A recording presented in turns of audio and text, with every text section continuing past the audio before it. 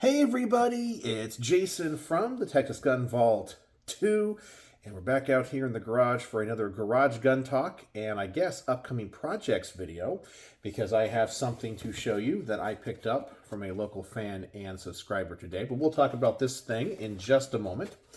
I do have a couple things I do want to talk about. First, it's kind of cold out here tonight, and I actually have the day off tomorrow, which I was not expecting and was not wanting.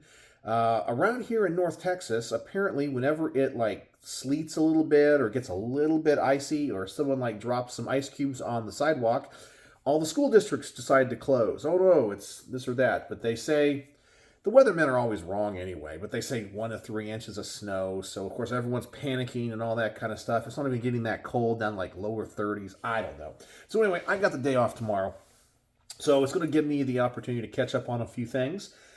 But I can do some stuff for the Texas Gun Vault, so I think I'll focus on that. But, so there are a couple things I want to talk about, but let's do the upcoming projects first, and then we'll talk about the thing I really wanted to talk about, which is Facebook and their changes to their censoring and if it's going to affect YouTube and my thoughts on that. But let's go ahead and take a look at this bad boy. One of the things I really am trying, because I know some people have criticized my channel recently, but not in a bad criticism, but just more just a, hey, can you review more affordable guns? So I have actually put out the call to some of my friends, David being one of them. I had a nice conversation with him recently, and I was like, hey, I know you have a pretty awesome collection too, but he gets like estate sales and things to like track down one special, gun. And he has a bunch of like cheaper, more affordable stuff. And I was like, hey, I know these are probably not that special to you, but I need more content of more affordable guns. So hopefully he's going to come through with me on some, lower end stuff that I know will probably get more views. And this is coming from my friend Michael, and he knows what I was kind of looking for. And this is going to be kind of interesting because Rock Island Armory is kind of a hit or miss gun company for me. Some of their stuff has been pretty impressive. And some of it I've kind of felt is, you get what you pay for. But this one's kind of interesting. In fact, he hasn't even shot this one yet. And he's going to let me do the first shots through it. And I'm probably going to do an unboxing because, as I said, this thing is like fresh. It is mint. So I'll show you what it is here. It is, of course, being from Rock Island, it's probably in 1911. But this one's kind of interesting because it is in 380. I forgot what they call this. The actual model is the 1911A 380 BBR standard CS caliber 380 pistol. It's kind of a long name. So, yeah, made in the Philippines. But essentially what I think this is going to be their version or copy of the Browning 380 1911s. So this is not some type of pistol that is, I guess, re-engineered to look like a 1911. It actually kind of functions like a 1911, but it's scaled down. So a little 380. It's not like the Colt government 380s. It's something completely different. I mean, we have a grip safety here on the back. And that actually is under a lot of tension. More tension than I thought it would be. Not uncomfortable, but yeah. Let's see here. Okay, slide. Recoil spring's pretty stout. Safety works pretty good. Let me go ahead and do a trigger pull here. Ooh, interesting. Oh.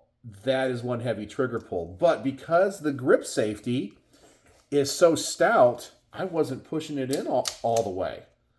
Man, you got to like really grip this a lot. If I kind of do like a standard grip, it's not going to work. I got to really put the meat of my thumb in there. And that is one heavy trigger pull. In fact, I'm curious. Let me get out the trigger pull weight scale. Let's see what we're dealing with here. Now this thing is fresh.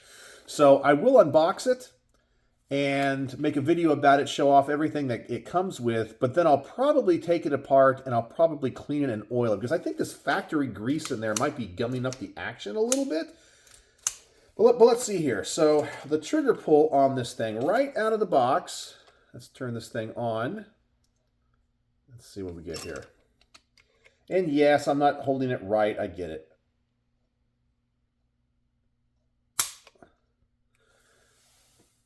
£7, 15.7 ounces. That's pretty stout. Yeah, I don't know if I like that. Let me try it a different way here.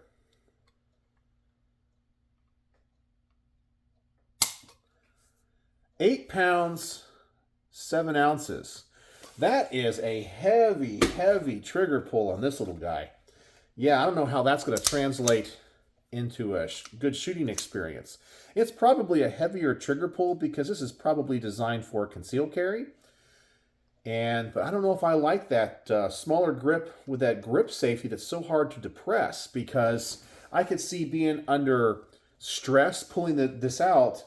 And if you have larger hands and you don't really push that grip safety down, you could pull this out and be like, and it's not going to go bang when you want it to. Yeah, that grip safety you have to go all the way in for that to work. Interesting, interesting. But the rest of the pistol looks pretty good. We have an external extractor on this side. I do like the beaver tail. We have a skeletonized hammer, kind of a skeletonized trigger. We have front and rear cocking serrations. The finish on it looks pretty good. It comes with one magazine, and this one looks like a Colt 380 government magazine. Maybe. I'll have to get my government 380 out and see if it fits. I don't know. Maybe that cutout is a little bit different.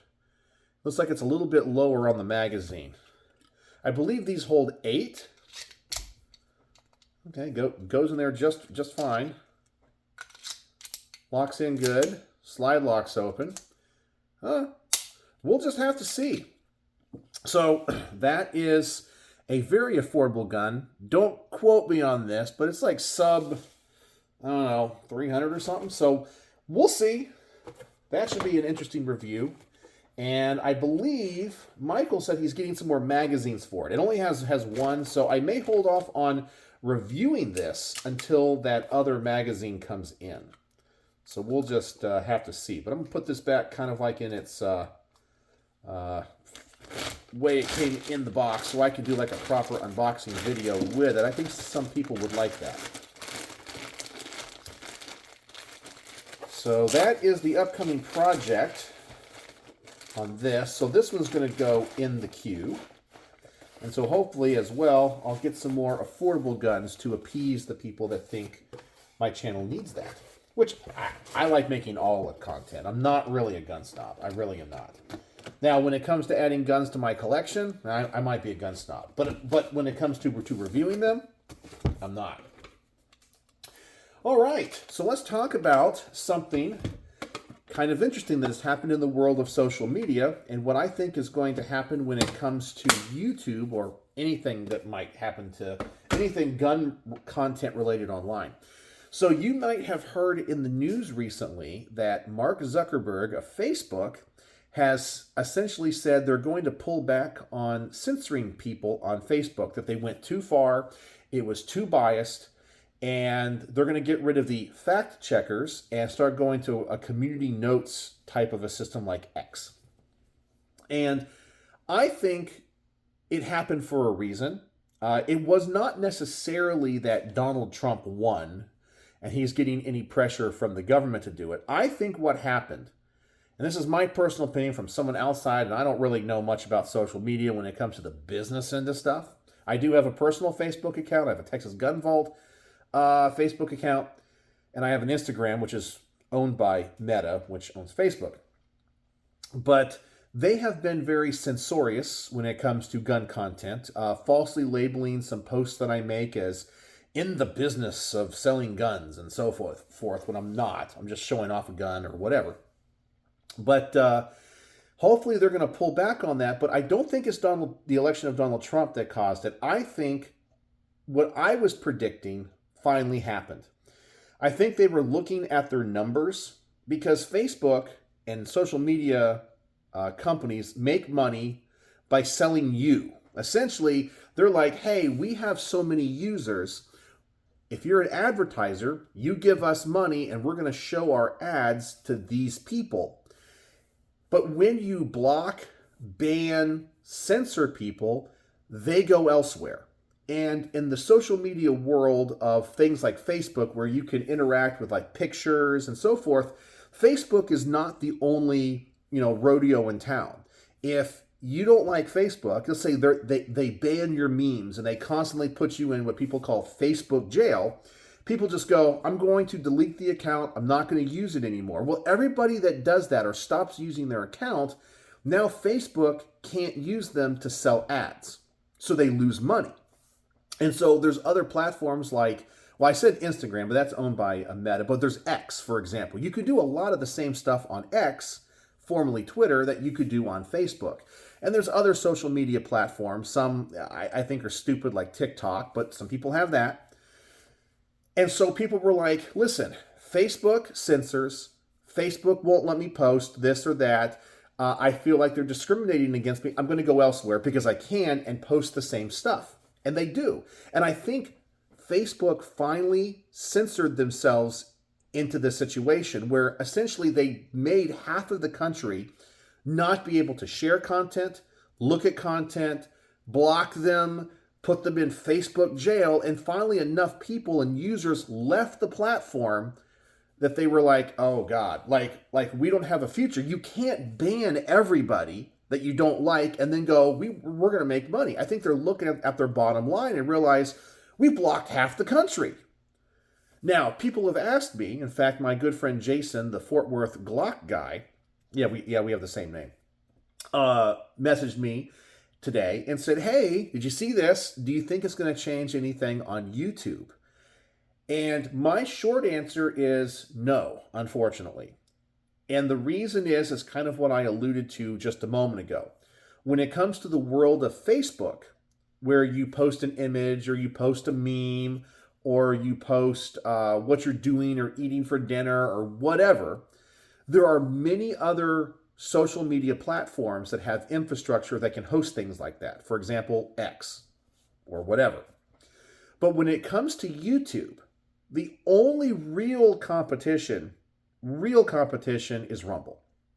But I don't know what the exact numbers are. I would say if you look at the video hosting platform that users can upload to as a pie chart, YouTube is probably 92 to 95% of all that traffic and uploads.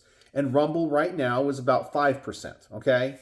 I'm going to say that's probably what it is. Maybe it's a little bit more now because they are catching on with younger people. But it's a small thing. So if you get blocked, banned, censored, demonetized from YouTube, you really have no place to go. Even if you do go to Rumble, the numbers there, the people looking at you, the revenue stream is so low that you just can't recover from it. It's a good supplement, and I do hope that Rumble becomes a true viable competitor to YouTube. And I think it will in 5 or 10 years if YouTube continues to go down the path that they are. Now, I do believe in the short term, you are going to see YouTube back off on the censoring. I think it kind of comes and goes in waves. That's the way I've noticed it from running a channel when it comes to what gets demonetized, what kind of warnings I get, what I see other content creators have to go through when it comes to their content getting removed and so forth. And sometimes it's for very innocuous, innocent things. But I kind of feel like sometimes YouTube feels like they can kind of crank up the censor meter when things are more favorable to them in the legal standpoint. And then when things are not, or they feel like culturally things have changed, they kind of back off. They still got their finger on the button. They still got their finger on the scale.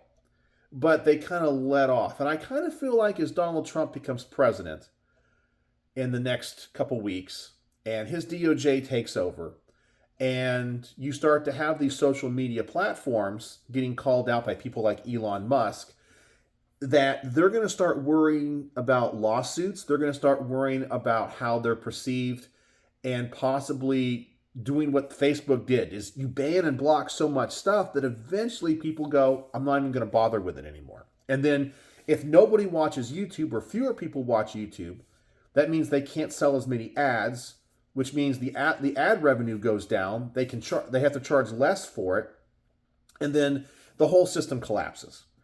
Now, I don't think YouTube is anywhere near that, because the people that do get blocked or censored on YouTube have really nowhere to go that's viable. That's an equal competitor, where on,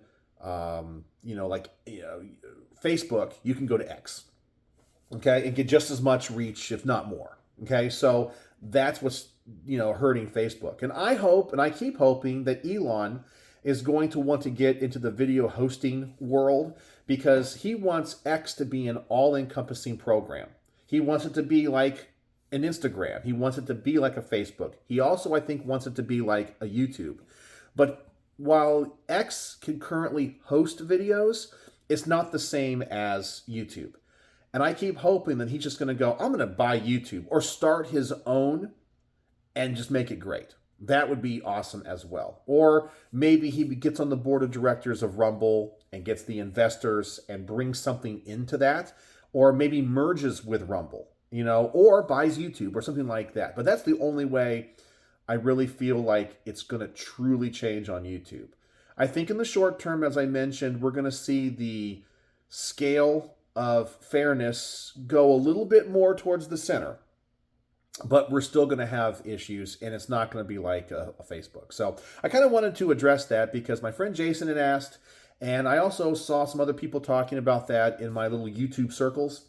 I don't think anything's going to change anytime soon, like it has on Facebook. They might feel a little bit of pressure, but because they're essentially the only show in town, they have no incentive to do that. But they are blocking and banning a lot of people, a lot of content, not just gun stuff. I mean, my mom, who watches a lot of YouTube, tells me, and she follows both of my channels. I'm sure she's going to see this video. She's always proud of her little baby boy. I know, I'm 44 years old. My mom is still my biggest fan. But she tells me all the time that content creators that she watches, like people that are preppers, get blocked and banned all the time, because for whatever reason. And I don't even understand why. I can't remember if she was saying something about like some of the like raised chickens. The YouTube algorithm was like, it was violent content or whatever. I don't know. It's weird stuff.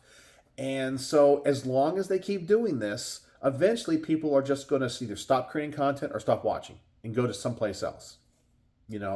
So these places do it to themselves, and Facebook did. But I wish it would happen to YouTube. So hopefully things would change. But I don't know. That's my thoughts on that. So that's all I wanted to talk about tonight. Show off an upcoming project. And do any of you guys have any experience with the Rock Island Armory 380 1911s? I would love to know, because maybe I have to be on the lookout for something when it comes to shooting this. I already know it has a really heavy trigger, and I don't like that grip safety. It's not extended enough where when I put my hand on it, it depresses it far enough. So we'll have to see what happens there. So anyway, let me know what you think in the comment section below. And if you made it to the end of this video, to let me know that you're a true vault dweller and for some reason can stand hearing me talk for 19 minutes, the word of the day. The word of the day is going to be small. Small is the word of the day, because this is a small 1911, mechanically very similar, just in 380 instead of 45 ACP. So there you go. So let me know what you guys think in the comment section below. Tell me what you think about this gun, or my thoughts on YouTube and what's been going on with Facebook. And as always, thanks for watching.